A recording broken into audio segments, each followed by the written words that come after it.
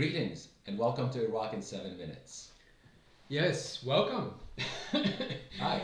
So we are in the same location for a change. So you've joined Iraq in 7 minutes. We're going to be talking about an important topic. We've already been talking a little bit, and there's a lot to cover in this episode.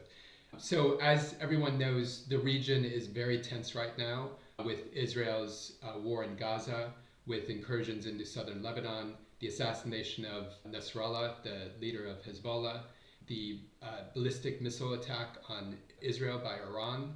And of course, there's been heavy bombardment across Lebanon, including South Beirut, which has led to mass displacement. There's even reports in the latest issue, which we recommend that you take a look at. At least 5,000 Lebanese have fled to Iraq so far. Hospitals are filling up with casualties. So it's a very tense situation. Within this environment, you now have an announcement by the US and Iraq of the plans to end the global coalition mission to defeat ISIS by September 2025. This agreement will mark a transition from the coalition military presence to a bilateral security partnership focused on supporting Iraqi forces and countering ISIS. Starting in November, US troops will withdraw from Ain al-Assad Air Base in Anbar and the Baghdad International Airport, relocating to the Harir Air Base in Erbil, where they'll continue to support operations in Syria against ISIS up until 2026. This phased withdrawal, of course, raises a lot of questions about the implications for security, regional relations, even the political impact within Iraq itself. So I'm pleased, as always, to join Omar. So my first question for you is, what are the key security challenges that Iraq may face during this transition, especially as the US military personnel withdraw from the Ain al-Assad Air Base in Anbar and the Baghdad International Airport? Any transition like this will involve some level of reduction in readiness in addressing the ISIS threat. It will be a distraction as, the forces focus on, relocation from one base to another. There will be a reduction in capabilities. There will be a reduction in focus on that threat.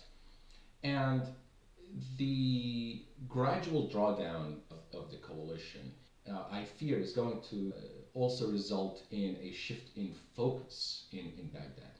The militias have been infiltrating Iraq's security forces for a long time, and this has accelerated under the current government, unfortunately.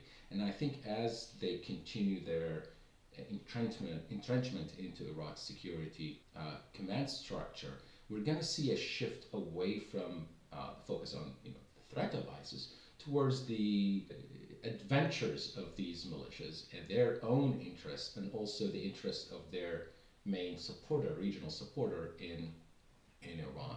We could see a greater interference in the procurement decisions of the Iraqi security forces through the agents of those militias to redirect some resources, more resources towards the building the capabilities of the militias, and at the expense of the Iraqi formal military. We could even see the abuse of Iraq's resources to purchase weapons and equipment that don't really serve as Iraq's own security needs, but rather the particular needs of the militias and perhaps of Iran. As Iraq, and we are already seeing sign of this, we are seeing these militias start to have a growing role in Iran's regional military operational network. And I think does not bode well for Iraq's national defense, for Iraq's national security. So basically, Hezbollah being hit so hard in Lebanon, the Iran-backed militias are now assuming a greater role within the so-called Islamic resistance in the region. That appears to be the case. We talked about this last week, that the militias have been ramping up their attacks on Israel. They have been trying, I think, to make themselves more useful to Iran and to build their reputation as a vanguard of the so-called resistance. And I think the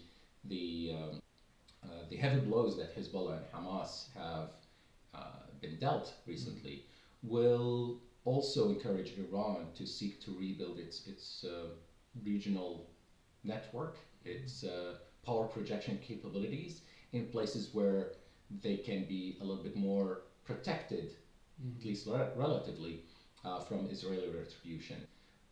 Iraq and Yemen, I think, would present those likely locations. Yeah. Would it be amazing if the Iraqi people had a vote, had a say in that? Do not think it would go Iran's way. So, how might the US presence at the Harir base in Erbil until 2026 affect relations between Baghdad and the Kurdistan regional government, as well as with neighboring countries like Iran? Well, this is part of the agreement. So, on paper, in theory, this should not raise tensions, but the devil is in the details. And we have seen already the militias and their political allies in Baghdad.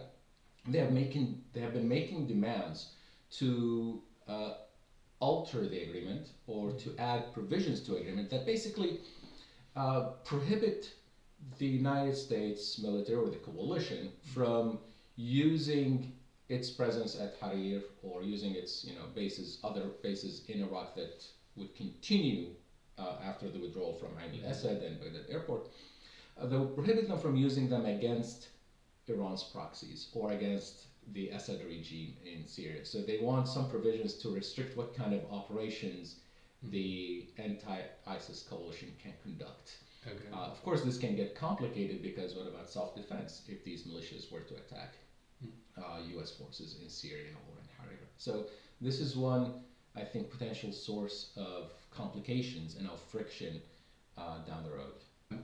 So my last question is, what broader political implications does this U.S.-Iraq agreement have for Iraq's government, particularly in balancing relations between the U.S. and Iran? It's unclear yet, but we have seen a similar episode play out in the past in 2010, 2011, when the U.S. made its first withdrawal from Iraq, and we saw how that transition pushed Iraq's government at the time, led by Nouri al-Maliki, to align itself closer with Iran and to be more aggressive in centralizing power, in creating really an autocracy at the time, and in restricting democratic, in restricting Iraq's democracy or restricting freedom of speech, in cracking down on dissent. So we saw that happen in 2010, 12, and leading up to the crisis of the emergence of ISIS. The reactions to Maliki's overreach, I think, were part of that security crisis that Iraq dealt with at the time. We should also look at the current situation within the broader context of a ongoing broader disengagement by the international community from Iraq. Let's not forget that UNAMI, the UN Assistance Mission for Iraq, is going to be, its mission is going to end by the end of next year.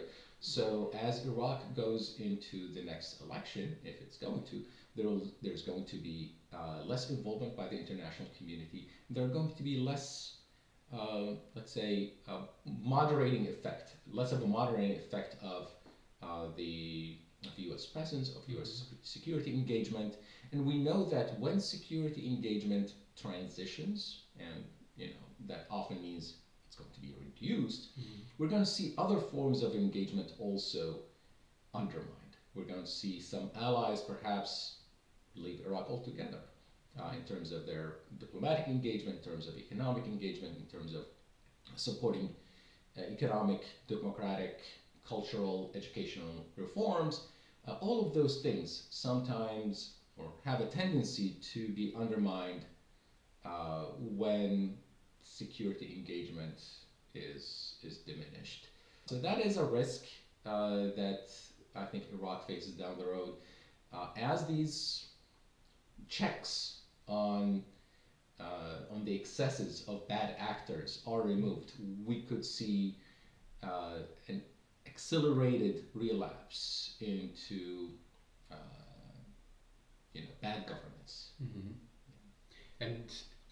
we were talking about this earlier, but there'd be less scrutiny of bad actors as well. Exactly. And of course, October marks the anniversary of the Tishreen movement. So I definitely encourage our viewers to check out EPIC's report on Tishreen. You can find us at enablingpeace.org/Tishreen for the full report. So yeah, no, I mean, a lot of concerning implications. Mm-hmm. Thank you so much for joining us for this Iraq in 7 minutes. We'll be back next week. And I think that's everything. Assalamu. Masalama.